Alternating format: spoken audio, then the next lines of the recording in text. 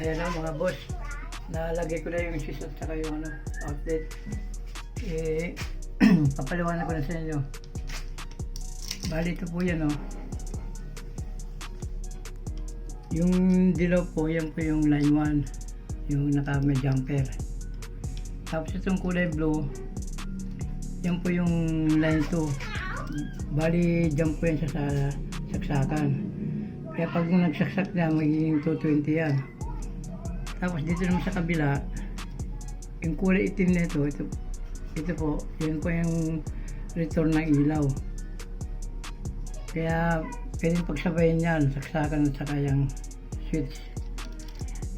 Kahit na magsaksak ka o kaya magpailaw ka, gagana pa rin yan.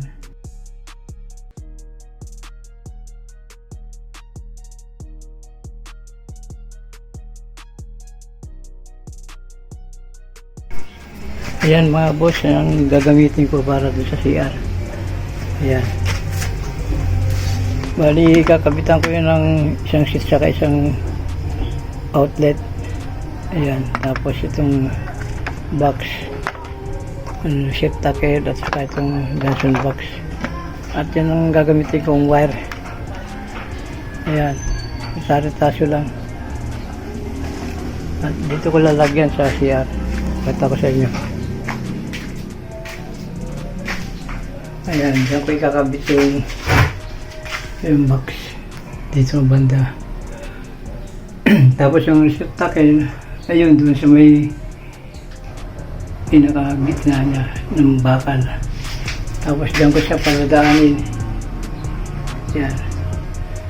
Bali, ang gagawin ko dito, isang switch at saka isang outlet para dito sa washing. At yung switch naman para sa ilaw. Yan. Ayan siya. Yan.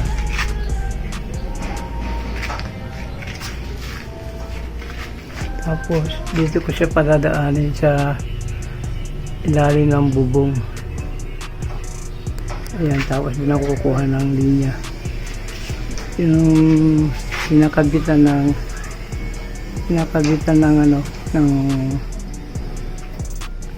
CCTV. Kasi ano yan 220 ang linya niyan kaya pwede na ako dyan mag-tap. Ayan. Yan ko padadaanin. Ayan.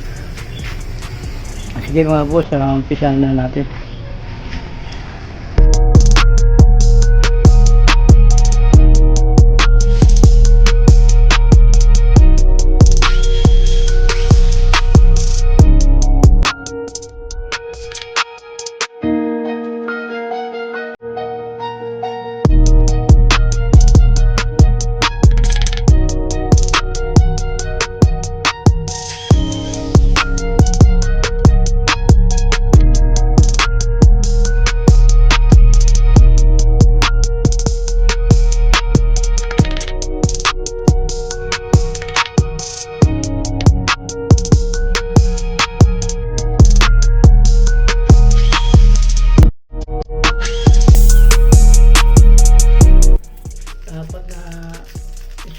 Ang nilagay ko kasi para matibay.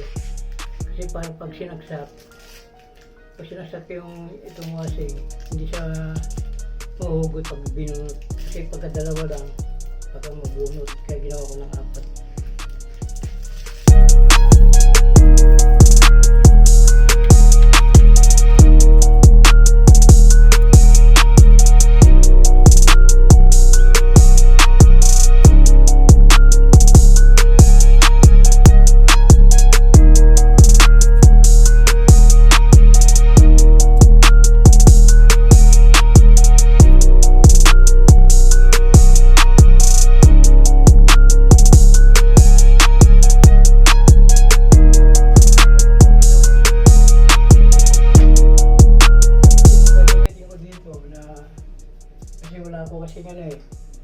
Wala akong molding kaya flexible hose lang gagamitin ko para dito.